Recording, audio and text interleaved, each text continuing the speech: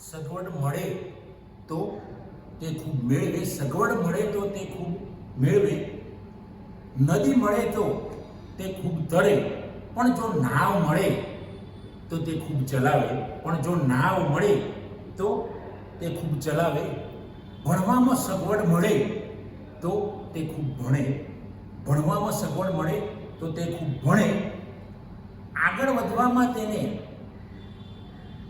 ધક્કો મળે, હકારાત્મક ધક્કો મળે તો તે ખૂબ આગળ વધે.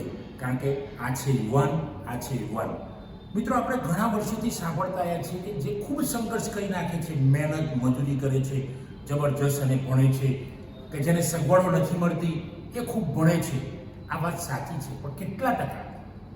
તમે 100 વિદ્યાર્થીઓ લો, ખૂબ મજૂરી નાનપણથી કરી હોય અને એમને કેટલા જણા આગળ ગયા, એમાંથી કદાચ 2-5% હશે. પણ જેને અઢળક સગવડો મળી છે ને ખરેખર જેનું ધ્યાન ભણવામાં અથવા તો વિકાસમાં છે, એમાંથી તમે સર્વે કરો, મેક્સિમમ માણસો સગવડ લઈને ખૂબ આગળ વધ્યા છે. ઘણા ઉદાહરણો આપણી સામે છે. એક સિમ્પલ ઉદાહરણ આપું તમને કે કોઈ ઉદ્યોગપતિના છોકરાને તમે નદીની અંદર એમ જ તરવા મૂકી દો અને એની સાથે કોઈ ગરીબ છોકરો હોય એને નાવ લઈને તમે મોકલો તરવા માટે, અને હરીફાઈ રાખો કે 1 કિલોમીટર જવાનું છે કે 2 કિલોમીટર જવાનું છે, કોણ આગળ જશે? મિત્રો, એકદમ હકીકત વસ્તુ છે કે જેની જોડે નાવ, જે પેલો ગરીબ છોકરો છે એ નાવવાળો આગળ નીકળી જશે, અને ભલે પેલો ઉદ્યોગપતિનો છોકરો હશે પણ એ તરે છે એટલે એ જલ્દી પહોંચી શકશે નહીં. કારણ કે તરવામાં એને સગવડ નથી, પહેલાંને નાવની સગવડ મળી છે, પહેલાંને સગવડ નથી, શરીરથી તરવાનું છે, તો એ આગળ પહોંચશે પેલો ગરીબ છોકરો કે જેની પાસે નાવ છે. તો જીવનમાં પણ મિત્રો આવું જ છે. ઘણીવાર આપણે ભૂતકાળની બાબતો માનસ પર રાખીએ છીએ કે ભાઈ વહેલા ઉઠે એ જ બળબુદ્ધિને ધન વધે, ઘણા બધા હતા. તો મિત્રો, એક સામાન્ય વાત છે કે પેપર વેચવાવાળો, દૂધ વેચવાવાળો ગામનો ખેડૂત સૌથી વહેલા ઉઠે છે. એ તમે જોયા કે કોઈ કરોડપતિ અરબોપતિ છે, ભાગ્યે જ, અસંખ્ય કિસ્સા, પણ ભાગ્યે જ આ માણસો. એટલે વહેલા ઉઠવું, વહેલા સૂવું એ વાત બરાબર છે, શાસ્ત્રોની વાત પણ સાચી છે, પણ કોઈકને એનાથી અલગ ટેવ હોય, મોડા સુધી એ વ્યક્તિ કામ કરતી હોય અને સવારમાં મોડા ઉઠે તો વાંધો નહીં, એના સમય મુજબ બધું કામ કરવું એ અગત્યનું છે, વિકાસ કરવો એ અગત્યનું છે, અને આમાં પણ ખાસ સગવડ મળે અગત્યનું છે. આપણા ઘરે પંખો હોય અને આપણે વાંચવા બેઠા હોય, કોઈ વિદ્યાર્થી વાંચવા બેઠો હોય, તો આપણે ખુદ વિદ્યાર્થીઓને વાંચવા બેઠા હોય તો ગરમીમાં જઈને વાંચવાની ક્યાં જરૂર છે? પંખાની સગવડ છે, એસીની સગવડ હોય તો એસીમાં બેસો, એનાથી વધારે આનંદથી વાંચી શકાશે. તો આજના યુવાનને દરેક જગ્યાએ જો સગવડ મળશે, નોકરીમાં, ભણવામાં, એને ધંધો કરવામાં, પરિવાર તરફથી સગવડ મળશે, તો આપણા દેશનો યુવાન, મિત્રો, અહીંયા યુવાન એટલે માત્ર છોકરાની વાત કરું છું નથી, યુવાન એટલે યુવતી પણ આવી ગઈ, દીકરીઓ પણ આવી ગઈ અને દીકરાઓ આવી ગયા. જો એમને સગવડ મળશે તો ખૂબ આગળ જશે. જો મા બાપને એના માટે એક લેપટોપ લાવી આપવાની સગવડ મળતી હોય, ભણતો હોય કમ્પ્યુટર સાયન્સમાં વિદ્યાર્થી અથવા તો આઈટીમાં ભણતો હોય, એઆઈમાં કોઈ કોર્સમાં ભણતો હોય, અને એને લેપટોપની સગવડ જો હોય તો એને લાવી આપવું જોઈએ. પછી એમ કહેશો કે ભાઈ લેપટોપ વગર તું ભણવા જા, નહીં ચાલે, ત્યાં એને સગવડની જરૂર છે. મિત્રો, તમે એમ કહેશો કે તમે, આપણે મા બાપ હોય ને ભૂતકાળની વાત કરીએ કે ભાઈ હું તો 10-10 કિલોમીટર ચાલીને ભણવા જતો હતો, હું તો નદી ક્રોસ કરીને તરીને જતો હતો. એ વખતનો સમય જુદો હતો, ધીમો સમય હતો, ધીમો જમાનો હતો.